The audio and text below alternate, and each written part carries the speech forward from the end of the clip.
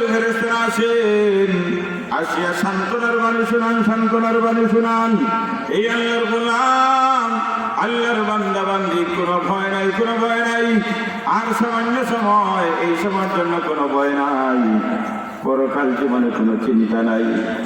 এবং সুসংবাদ গ্রহণ করো, সুসংবাদ গ্রহণ করো। রেজিস্টার দলিল দিচ্ছেন, সুসংবাদ গ্রহণ করো।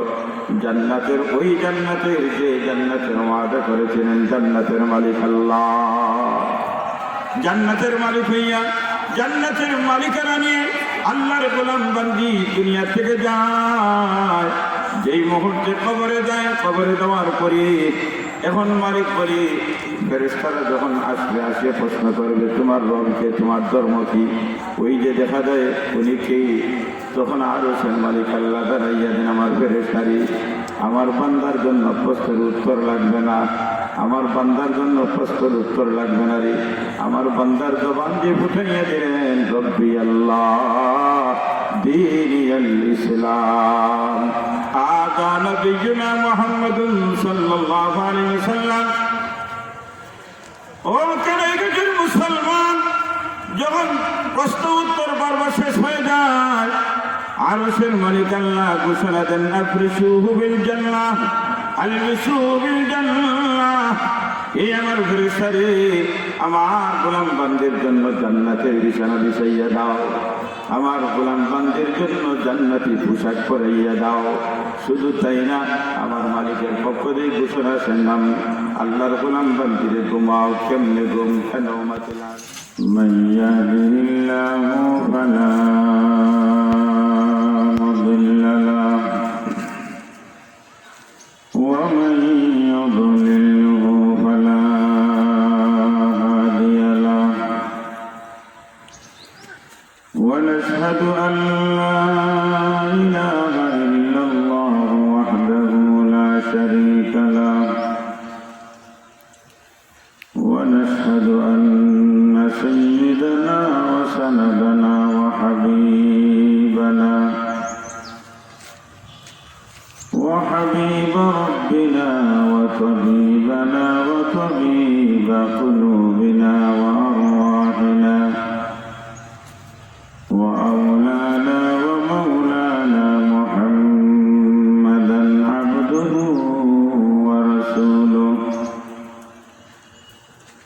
صلى الله تعالى عليه وعلى آله وأصحابه وبارك وسلم تسليما كثيرا كثيرا. أما بعد، فأعوذ بالله من الشيطان الرجيم. بسم الله الرحمن الرحيم. إن الذين آمنوا وعملوا الصالحات كانت لهم جنات الفردوس نزلا. وقال صاحب القرآن صلى الله عليه وسلم: إن الله تبارك وتعالى لا ينظر إلى صوركم وأموالكم، ولكن ينظر إلى قلوبكم وأعمالكم. صدق الله مولانا العظيم، وصدق رسوله النبي الأمي الكريم. ونحن على ذلك من الشاهدين والشاكرين، والحمد لله رب العالمين. মহব্বতে দুরূদ শরীফ পড়ি। সাল্লাল্লাহু আলা সাইয়্যিদিনা ওয়া মাওলানা মুহাম্মদ ওয়া আলা আলিহি ওয়া আসহাবিহি ওয়া সাল্লাম। সাল্লাল্লাহু আলা সাইয়্যিদিনা ওয়া মাওলানা মুহাম্মদ ওয়া আলা আলিহি ওয়া আসহাবিহি ওয়া সাল্লাম।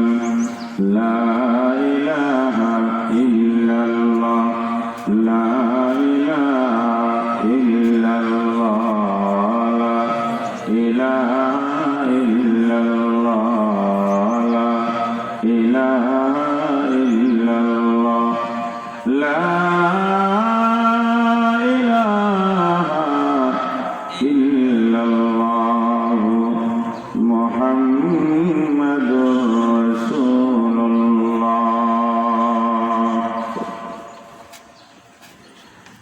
কানাইঘাট উপজেলা দিন কানাইঘাট সেন্টার ব্যবসায়ী সমিতির উদ্যোগে আয়োজিত আজকের তাফসীরুল কোরআন মাহফিলের চলমান অধিবেশনের জনাব সদর মুহতারাম, মঞ্চ উপবিষ্ট জাতির রাহবর, জাতির কর্ণধার, জাতির বিবেক হযরত উলামায়ে কেরাম, মঞ্চ উপবিষ্ট মাহফিলে অবস্থানরত অত্যন্ত শ্রদ্ধাভাজন মুরব্বিয়ান ইমাম, আমার যুবক ভাইয়েরা, পর্দার অন্তরালে অত্যন্ত সম্মানিত মা-বোনেরা, সর্বপ্রথম মহান রব্বুল আলামিনের অসংখ্য অগণিত শুকর আদায় করি যে মহান রব্বি করিম অনুগ্রহ করে ভালোবেসে কোরআনের নিসবতে, দ্বীনের মহব্বতে, জান্নাতের বাগানে আমাদের মতো গুনাহগার মানুষগুলিকে আসার বসার তৌফিক দান করেছেন। আমরা সকলে মহব্বতে কালিমাতু শুকর আদায় করি আলহামদুলিল্লাহ। বন্ধুগণ, মাহফিলের শুরু হচ্ছে এইমাত্র। আসলে সময় কম, এজন্য এই সময় আসতেই হয়, কারণ আমার বিভিন্ন প্রোগ্রাম আছে, এগুলো অন্য জায়গায় অনেক দূরে, এই জন্য এর চেয়ে আর বেশি সময় দেওয়া যায় না, এই জন্য এই সময় আসতে হয়। যাই হোক, মানুষ বেশি আর কম, আর মাহফিলের শুরু আর শেষ আর মাঝামাঝি সবই তো মালিকের কাছে সমান। এজন্য একজন ব্যক্তি যদি একটা কথা শুনে আমল করতে পারে, এটাই হলো আলোচনা, এটাই হলো মাহফিলের সার্থকতা। বন্ধুগণ, দুনিয়ার অবস্থা ভালো না, বড় কঠিন সময় চলতেছে। দিনের কথা বলতে অনুমতি লাগে, কথা বলেন ঠিক কিনা?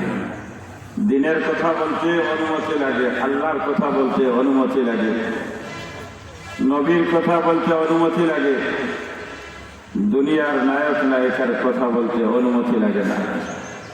যেখানে সেখানে বলতে পারে, কিন্তু কোরআনের কথা বলতে কত বাধা, কত নিষেধ, কত আইন, কত নীতি, কত দর্শন। ও ভাই, এই জমিকা আরো ধরে বলেন, এই জমিকা, এই জমিনে চলবে কার বিধান?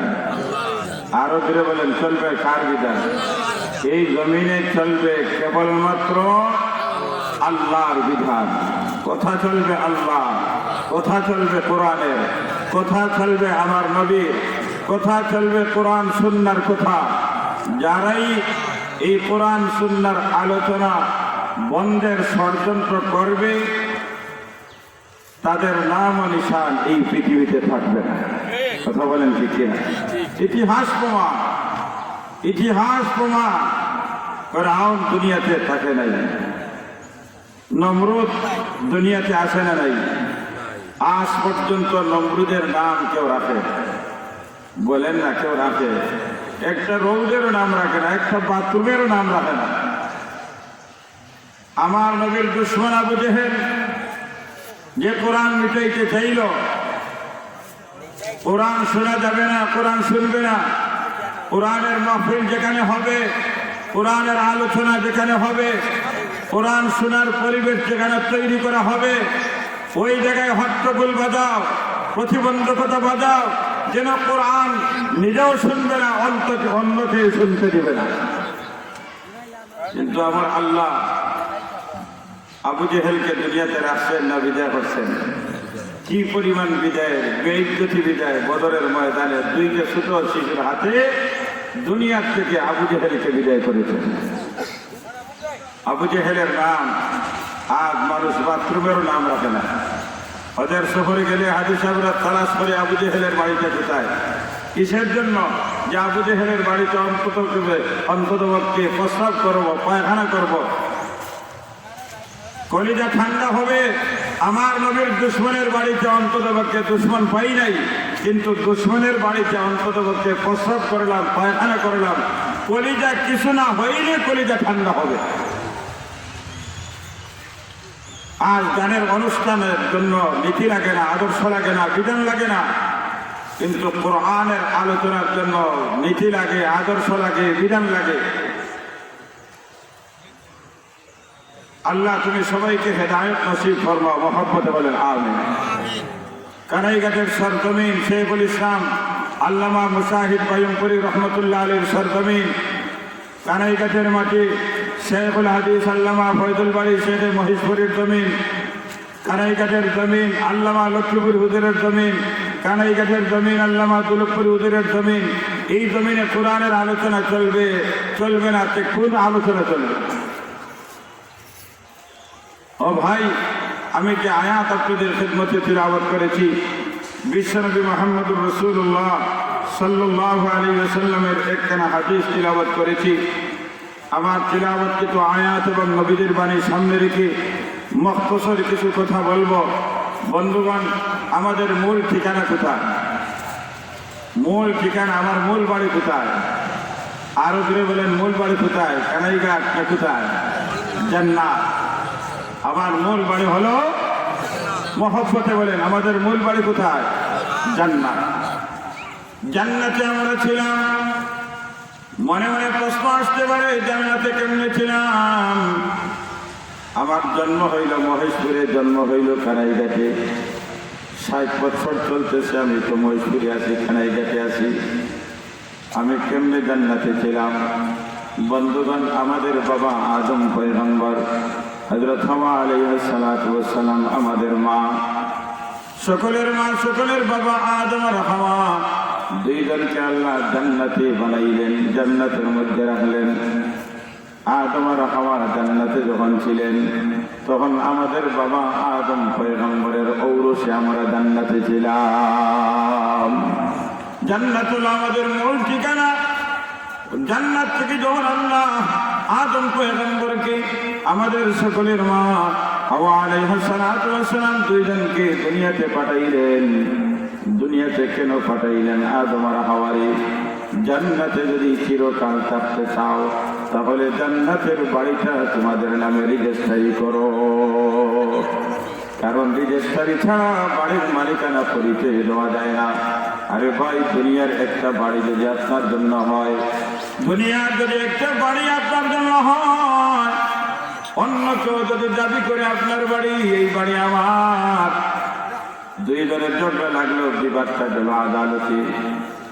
মাননীয় আদালত আপনাকে জিজ্ঞাসা করবে এই বাড়িটা কার, আপনি বলবেন এই বাড়ি আমার। অপরজনকে জিজ্ঞাসা করবে এই বাড়ি কার, সে বলবে আমার। তখন আদালত জানতে চাইবে যার যার কাগজ প্রমাণাদি দেখাও। যে দাবি করলো যে আমার, তার হাতে কোনো কাগজ নাই, রেজিস্টার দলিল নাই। যার প্রকৃত বাড়ির মালিক, ওই ব্যক্তির হাতে রেজিস্টার দলিল আছে, কাগজ আছে, সব কিছু আছে। এখন আদালতের সামনে ওই কাগজটা প্রকাশ করলো যে মাননীয় আদালত, এই নেন আমার রেজিস্টার দলিল, এই নেন আমার রেজিস্টার ভরসা নাম্বারের কাগজ, খাজনার কাগজ, সব কিছু আমার নামে, রেজিস্টার দলিল আমার নামে, খাজনার কাগজ আমার নামে, রেজিস্টার ভরসা। মাননীয় আদালত কাগজ দেখার পরে যখন প্রমাণ পাইবে যে এই বাড়ির প্রকৃতপক্ষে মালিক হল আব্দুল্লাহ, তাহলে ওই পয়সারাও সিদ্ধান্ত দিবে এই বাড়ির মালিক আব্দুল্লাহ। ও ভাই, দুনিয়ার যদি একটা বাড়ি প্রমাণ করার জন্য যখন আপনার রেজিস্টার দলিলের দরকার হয়, জান্নাতের বাড়ির জন্য রেজিস্টার দলিলের দরকার আছে না নাই? এই জন্য আদম পয়গম্বরকে আল্লাহ জমিনে পাঠাইলেন, যাও আদম জান্নাতে চিরকাল যদি থাকতে চাও জান্নাতের বাড়ি রেজিস্টার করার দরকার। কিন্তু আদম রে, জান্নাতের মধ্যে ভূমি অফিস নাই, রেজিস্টারের ব্যবস্থা নাই। রেজিস্টারি করতে হলে অফিস আছে দুনিয়াতে, রেজিস্টারি যদি করতে হয় তাহলে দুনিয়াতে যেতে হবে।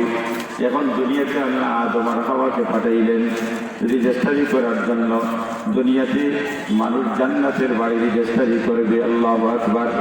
এখন প্রশ্ন থাকে, হুজুর আমার হাতে আমার বাবা মরলেন, আমি নিজ হাতে কাফন করাইলাম, আমার বাবার সাথে তো আমি রেজিস্টার দলিল দিলাম না, রেজিস্টার কোনো ভরসা নামদারের কাগজ দিলাম না, তাহলে কেমনে রেজিস্টারের কাগজ দলিল হবে? তাহলে কোরআনকে জিজ্ঞাসা করেন, কোরআন তুমি বলো কেমনে জান্নাতের বাড়ি রেজিস্টারি হয়, রেজিস্টার দলিল কেমনে হয়? কোরআন বলে, আসো আমার কাছে, আমি সেই বিবরণ দেওয়ার জন্য আল্লাহ আমাকে প্রেরণ করেছেন। সুবহানাল্লাহ। ইন্নাল্লাযীনা ক্বালু রাব্বুনাল্লাহ, আমার আল্লাহ বলেন যারা ঘোষণা দিয়েছিল রব্বুনাল্লাহ, রব আমাদের আল্লাহ, কারণ আমরা সবাই স্বীকার করেছিলাম, রূহ জগতে আত্মার জগতে আমরা স্বীকার করেছিলাম রব আপনি আল্লাহ। আল্লাহ যখন জিজ্ঞাসা করেছিলেন আলাস্তু বিরব্বিকুম, আমি কি তোমাদের প্রভু নয়? তখন আমরা সবাই বলেছিলাম আপনি আমাদের রব। আমার আল্লাহ দুনিয়াতে পাঠাইলেন।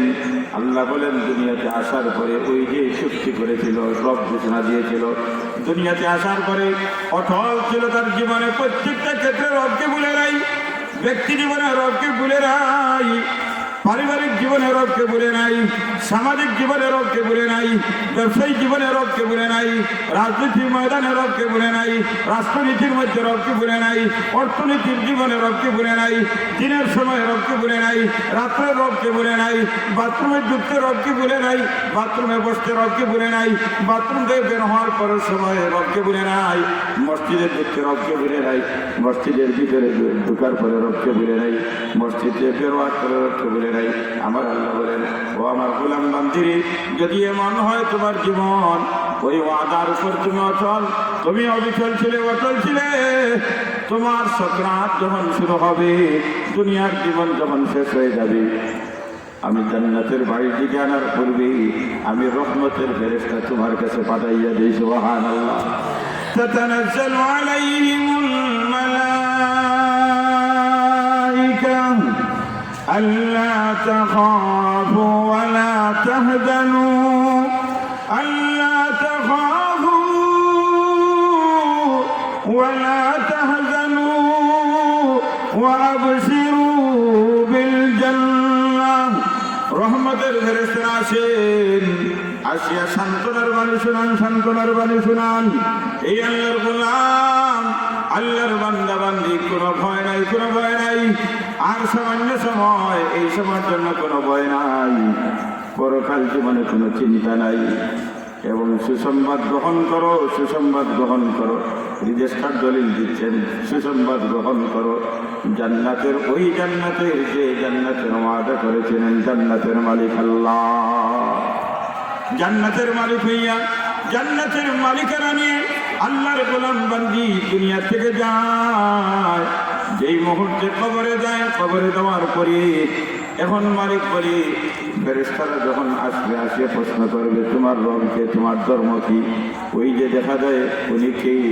তখন আরো সেন মালিক আল্লাহ দাঁড়াইয়া দেন, আমার ফেরেশতারি, আমার বান্দার জন্য প্রশ্নের উত্তর লাগবে না, আমার বান্দার জন্য প্রশ্নের উত্তর লাগবে না রে।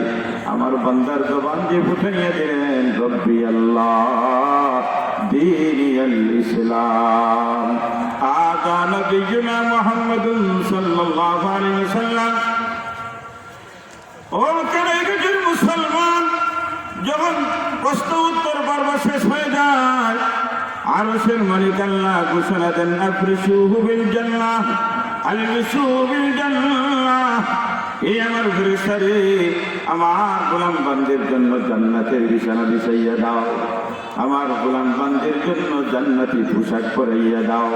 শুধু তাই না, আমার মালিকের পক্ষ দিয়ে ঘোষণা শুনলাম, আল্লাহর গোলাম বান্দিরে ঘুমাও। কেমনে ঘুম? কেন মাতিলাল বিবাহের দিন বাসর রাত্রে যে আনন্দময় ঘুম, সেই ঘুমটা তুমি ঘুমাও। আল্লাহ, একটু জান্নাতের সাথে সম্পর্ক হয়ে গেল। বন্ধুগণ, ওই জান্নাতের মালিক হওয়ার জন্য আমার আল্লাহ দুইটা বিষয়ের কথা বললেন। জান্নাতের মালিক হওয়ার জন্য দুইটা কাজ লাগে। একটা কাজ হলো নির্বেদান ঈমান, আরেকটা কাজ হলো নির্বেদান নেকামত। এই দুইটা অস্ত্র যার হাতে থাকবে, এই দুইটা বৈশিষ্ট্য যার মধ্যে থাকবে, দুনিয়ায় থাকা অবস্থায় জান্নাতের মালিক হইয়া দুনিয়া থেকে বিদায় হবে। সুবহানাল্লাহ। যখন এই দুইটা গুণ অর্জন হবে, আল্লাহ বলেন, ইন্নাল্লাযীনা আমানু ওয়া আমিলুস সালিহাত,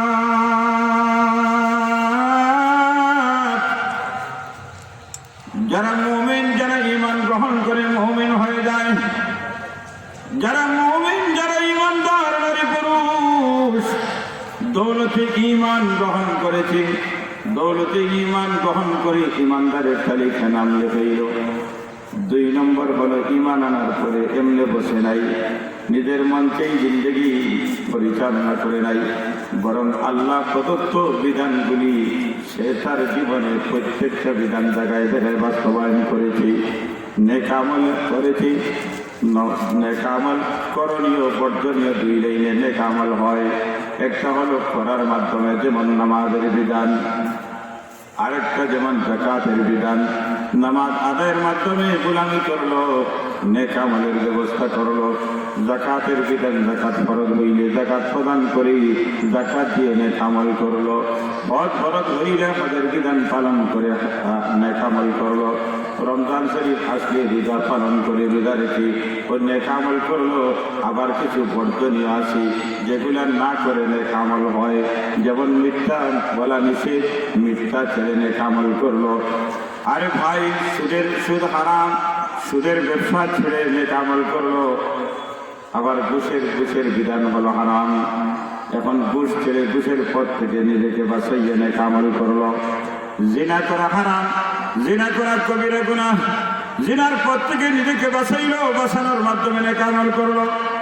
চুরি করা হারাম, চুরি না করে চুরির পথ ছেড়ে মালিকের গোলামি করলো। ডাকাতি করা হারাম, ডাকাতির পথ ছেড়ে গোলামি করলো। একটা করার মাধ্যমে, একটা ছাড়ার মাধ্যমে নেক আমল করলো।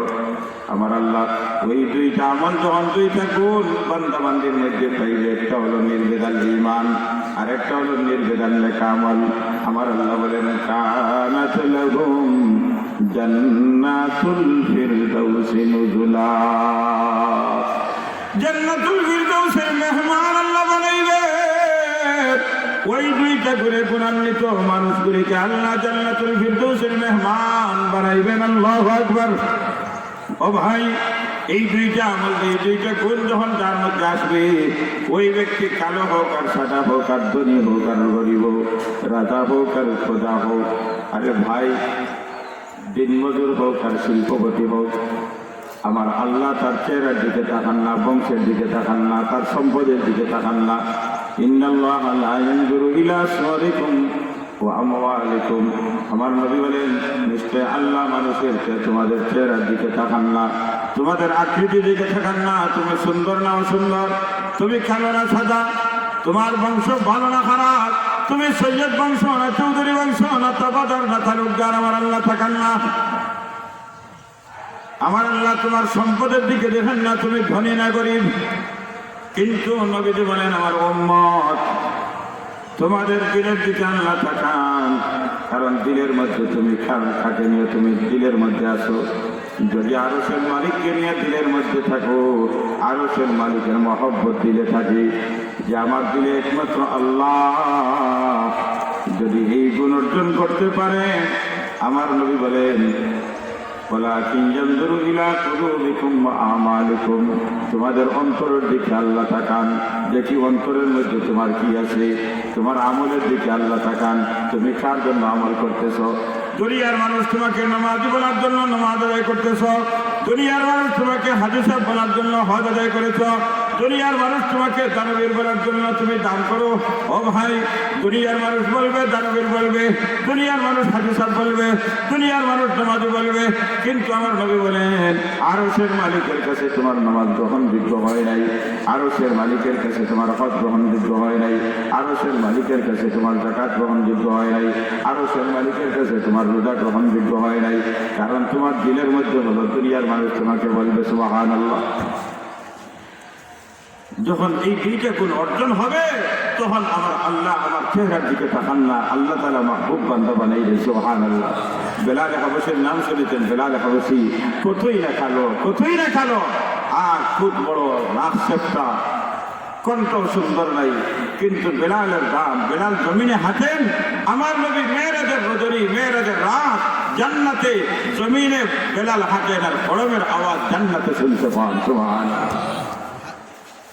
বেলাল এত দামি, বেলাল এত দামি, কারণ বেলালের দিনের মধ্যে একমাত্র আল্লাহ। আরবের উত্তপ্ত গরম বালুর মধ্যে বেলালকে শুয়াইলেন, শরীরের মধ্যে কোনো কাপড় নাই, কিছুই নাই, গলার মধ্যে রশি লাগাইলেন, সিনার করে পাথর দিলেন, উল্টা টানতেছে মক্কার কাফিরের বাচ্চারা উল্টা টানতেছে। বেলালে এই মুহূর্তে তার জবান দিয়ে বের করেছে আহাদ আহাদ আহাদ। এই মক্কার কাফিররা শুনরি, আমি বেলালকে মারতে পারো, বেলাল 1000 বার মরতে পারে, কিন্তু বেলালের দিলের ভিতরে এক আল্লাহর মহব্বত ঢুকাইয়াছি। বেলাল 1000 বার মরলেও কলিজা থেকে মালিককে বের করা যাবে না। আল্লাহু আকবার। এত দাম বেলালের, এত দাম, অথচ কালো, দেখতে সুন্দর নাই, কণ্ঠ সুন্দর নাই। বেলাল তাহাজ্জুদের আযান দিতেন, মুয়াজ্জিন ছিলেন নবীদের মুয়াজ্জিন রাসূল সাল্লাল্লাহু আলাইহি ওয়াসাল্লাম। আযান দিতেন, সাহাবায়ে কেরাম একবার আবেদন করলেন, ইয়া রাসূলুল্লাহ, ঘুমের জগৎ এই জন্য মধুর কণ্ঠে যদি আযান হইত তাহলে চম্পকের মতো টানিয়া ঘুম থেকে মানুষকে উঠেইত, তাহাজ্জুদ করতে সহজ হইত। এই জন্য বেলালকে পরিবর্তন করাইয়া যদি ভালো কণ্ঠের অধিকারী আব্দুল্লাহ ইবনে উম্মে মাকতুম রাদিয়াল্লাহু তাআলা আনহুকে মুয়াজ্জিন বানাইতেন। আর বেলাল ফজরের আযান দেন, এই সময় তো আমরা সজাগ অবস্থায় থাকবো, এই জন্য আমাদের আর কোনো অসুবিধা হবে না, আমরা নামাজ পড়তে অসুবিধা হবে না। নবীজি সাহাবীদের আবেদন মঞ্জুর করে আব্দুল্লাহ ইবনে উম্মে মাকতুম রাদিয়াল্লাহু তাআলা আনহুকে মুয়াজ্জিন বানাইলেন, তাহাজ্জুদের মুয়াজ্জিন। আর ফজরের মুয়াজ্জিন তো ঠিক আছে বেলাল, এখন ঠিকই আব্দুল্লাহ ইবনে উম্মে মাকতুম রাদিয়াল্লাহু তাআলা আযান দিলেন, তাহাজ্জুদের আযান। সাহাবায়ে কেরাম তাহাজ্জুদের নামাজ আদায় করলেন। আগের রাত পর্যন্ত সাহাবায়ে কেরামের যে পরিমাণ তাহাজ্জুদের আমল করতেন ওই পরিমাণ ওই রাতে আমল করেছেন, কিন্তু অন্যান্যদের আমল করার পরেই ফজরের প্রথম মুয়াজ্জিন আযান দিতেন, ফজরের নামাজ জামাতে আদায় করতেন, এরপরে তার রুটিন মতো চলতেন। কিন্তু ওই দিন আমল করলেন, এই পরিমাণ আমল আগের দিনের মতো আমল করলেন যে এই তো ফজরের আযান হয়ে যাবে, না ফজর তো আর হয় না, ফজর হইলে না মুয়াজ্জিন আযান দিবে, ফজর তো আর হয় না। সবাই পেরেশান, সবাই পেরেশান। সাহাবায়ে কেরাম জীবনে শুরু করলেন, ক্লান্তি ভাব চলে আসলো। এই পেরেশানি চিন্তার প্রভাব আবার নবীজির উপর বলল। নবীজিও চিন্তিত, কি হইল রে, ঘটনা কি, আজকে রাত শেষ হয় না কেন, ফজর উদয় হয় না কেন? নবীজিও চিন্তার মধ্যে পড়ে গেলেন। আমার নবী যখন চিন্তার জগতে পড়েন, আরশের মালিক আল্লাহ আমার নবীর চিন্তা সহ্য করতে পারে না। আমার মাসুক, আমার মাহবুবে কিবরিয়া চিন্তিত, না না হতে পারে না। আমার নবী এত মহব্বতের নবী, মাহবুবে কিবরিয়া, নবীজির চোখ দিয়ে পানি ফেলাইল, আল্লাহ জিবরিল পাঠাইলেন, সুবহানাল্লাহ। যাও জিবরিল, আমার বন্ধুকে জিজ্ঞাসা করো কেন উনি চোখের পানি ছাড়লেন, কেন কাঁদেন আমার বন্ধু মাহবুবে কিবরিয়া।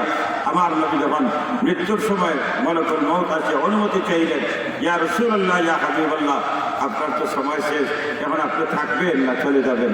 যদি থাকতে চান আল্লাহ বাড়াই দিবেন, আর যদি চলে যান তাহলে তো সময় শেষ। নবীজি বলেন, না, আমি থাকার জন্য আসি নাই, আমি আমার রফিকে আলার সাথে আমার সম্পর্ক স্থাপন করতে চাই। এই মুহূর্তে বিশ্বনবী রাহমাতুল্লিল আলামিন দুইটা চোখ দিয়ে জোরজোরাইয়া পানি ছাড়লেন।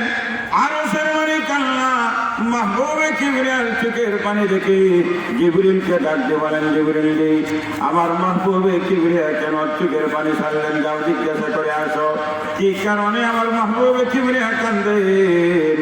কারণ আমার আল্লাহ জানেন। এরপরও জিবরিলকে পাঠান। জিবরিল আসে জিজ্ঞাসা করেন, নবীজি, ইয়া রাসূলুল্লাহ, ইয়া হাবিবাল্লাহ, নবীজি আপনি কেন চোখের পানি ছাড়লেন? আরশের মালিক জানতে চান। বিশ্বনবীজি বলেন, বন্ধু জিবরিল রে, আমি মরণের ভয়ে কাঁদি নাই রে জিবরিল, কিন্তু আমি কাঁদি এই জন্য আমার উম্মতের কি হবে, আমার উম্মতের কি হবে। আমি তো দুনিয়াতে চলে যাবো, আমার এতিম উম্মতের কি হবে, আমার উম্মতের কি হবে। এই জন্য তো আমার নবীর শান হলো রহমাতুল লিল আলামিন।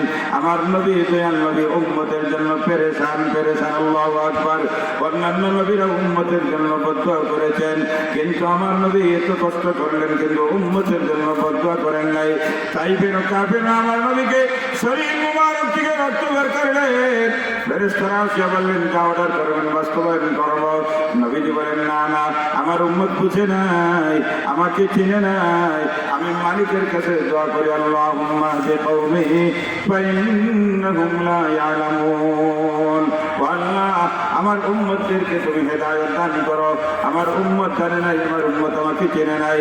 ও ভাই, আমার নবী দরদ নবী রহমাতুল লিল আলামিন, চিন্তার মধ্যে বিশ্ব নবী রহমাতুল লিল আলামিন, আরশের মালিক আল্লাহ ফেরেশতা পাঠাইলেন, যাও আমার মাহবুবে কিবরিয়াকে জিজ্ঞাসা করো আজকে তাহাজ্জুদের আযান হয় না কেন। আসিয়া বললেন, ইয়া রাসূলুল্লাহ, ইয়া হাবিবাল্লাহ, কখন নবীজি আজকে কি তাহাজ্জুদের আযান হয় নাই? নবীজি বললেন, তাহাজ্জুদের তো আযান হয়েছে, শুধু আযান না, তাহাজ্জুদের আমল তো হয়েছে। ফেরেশতা বলে, আজকে তো আযান তো আসমানে উঠে নাই, বিশেষ কারণ কি? নবীজি ঘটনা খুলে বললেন। ফেরেশতা বললেন, বন্ধু, যতক্ষণ পর্যন্ত বিলালের কণ্ঠে আযান হবে না, আরশের মালিক জানাইয়া দিছে রাতও শেষ হবে না, ফজর উদয় হবে না। আল্লাহু আকবার। এতো দাবি, ইন্নাল্লাহ লা ইয়ানজুরু ইলা সুওয়ারিকুম ওয়া আমওয়ালিকুম ওয়ালাকিন ইয়ানজুরু ইলা কুলুবিকুম ওয়া আমালিকুম।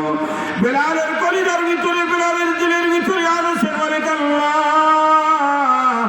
এই জন্য বিলালের কণ্ঠ সুন্দর না হতে পারে, বিলালের রং সুন্দর না হতে পারে, বিলালের আকৃতি সুন্দর না হতে পারে, কিন্তু বিলালের দিলের ভিতরে মালিকের মহব্বত থাকার কারণে, বিলালের দিলের ভিতরে আল্লাহ থাকার কারণে, ও ভাই আমার আল্লাহ ইমানদারের দিলের এত দাম, ইমানদারের দিলের এত দাম। মন্না গুঞ্জম দর জমি ও আসমা, মন্না গুঞ্জম দর জমি ও আসমা, লেকে গুঞ্জম দর কুলুবে মুমিনা, লেকে গুঞ্জম দর কুলুবে মুমিনা। পুরা আসমান জমিন কুল কায়নাত তোমার আল্লাহকে সামলাইতে পারে না, কিন্তু একজন ইমানদার নারী পুরুষের দিলের মধ্যে আল্লাহর শামিল হয়ে যায়। বিলালের দিলের ভিতরে আসে আল্লাহ।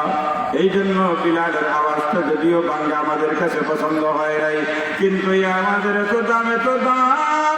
বিলাল জমিনে আযান দেয়, ওই আযান আরশ পর্যন্ত গিয়ে পৌঁছে যায়। আল্লাহু আকবার।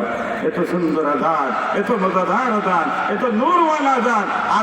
আযান হচ্ছে, আরে ইন্দোনেশিয়া থেকে ফজর আযান শুরু হয়, ধারাবাহিকভাবে চলতে চলতে চলতে চলতে ইউরোপ আমেরিকা পর্যন্ত ফজরের আযান 24 ঘন্টায় গিয়ে পৌঁছে। সুবহানাল্লাহ। এই জমিনে একটা মুহূর্ত আযান থেকে খালি হয় না। হয়তো বাংলাদেশে হচ্ছে, না হয় হিন্দুস্তানে হচ্ছে, না হয় ইন্দোনেশিয়া হচ্ছে, না হয় পাকিস্তানে হচ্ছে, না হয় ইউরোপে কোথাও হচ্ছে, না হয় ইংল্যান্ডে হচ্ছে, না হয় আমেরিকায় হচ্ছে, না হয় আফ্রিকার কোনো জঙ্গলে হচ্ছে, কোনো দেশে হচ্ছে। এমন কোনো মুহূর্ত নাই, এমন কোনো সেকেন্ড নাই, এমন কোনো মিনিট নাই, এমন কোনো ঘন্টা নাই যে ঘন্টাটা খালি জমিন থেকে মালিকের নাম উচ্চারণ হয় না। আল্লাহু আকবার। এই সব মুয়াজ্জিনের সর্দার লিডার হলেন বিলাল হাবশী রাদিয়াল্লাহু তাআলা আনহু। আর আযান হয় কিন্তু মসজিদ খালি রাহ গই, রসমে আযান রূহে বিলালি না রহি, রাহ গই রসমে আযান রূহে বিলালি না রহি, রাহ গয়া ফলসফা তলকিন গজালি না রহি। আযান হয় কিন্তু বিলাল কবরগুলি জান্নাতের বাগান বানাইয়া দাও। আয় আল্লাহ তাদের কবরগুলি জান্নাতের বাগান বানাইয়া দাও। আয় আল্লাহ যারা জীবিত আছেন হায়াতে তৈয়্যিবা দান ফরমাও। রব্বে করিম আমাদের জীবনের সকল গুনাহগুলি মাফ করে দাও। আয় আল্লাহ পাঙ্গাটিটা কিছু আলোচনা করলাম, আল্লাহ দিলে বড় তমন্না জান্নাত ছাড়া উপায় নাই। আয় আল্লাহ জান্নাতে যাওয়ার তমন্না মালিক রে ঈমান আর আমল নিয়ে যেন যেতে পারি আল্লাহ তুমি তৌফিক দাও। আয় আল্লাহ আমাদের ঈমানগুলি আল্লাহ নির্বিধান ঈমান বানাও। আয় আল্লাহ আমাদের আমলগুলিকে ইখলাস ওয়ালা আমল বানাইবার তৌফিক দাও। রব্বে করিম লক্ষ কোটি দুরূদ ও সালাম তোমার বন্ধুর খেদমতে পৌঁছাইয়া দাও। আজকের মাহফিলের মেহমান যারা আছেন আল্লাহ প্রত্যেককে যথাসময় উপস্থিত হওয়ার তৌফিক দাও। আয় আল্লাহ আমাদের মুরব্বীরা যারা দুনিয়াতে চলে গেছেন আল্লাহ তাদের দরজা বুলন্দ করে দাও। যারা জীবিত আছেন হায়াতে তৈয়্যিবা দান ফরমাও।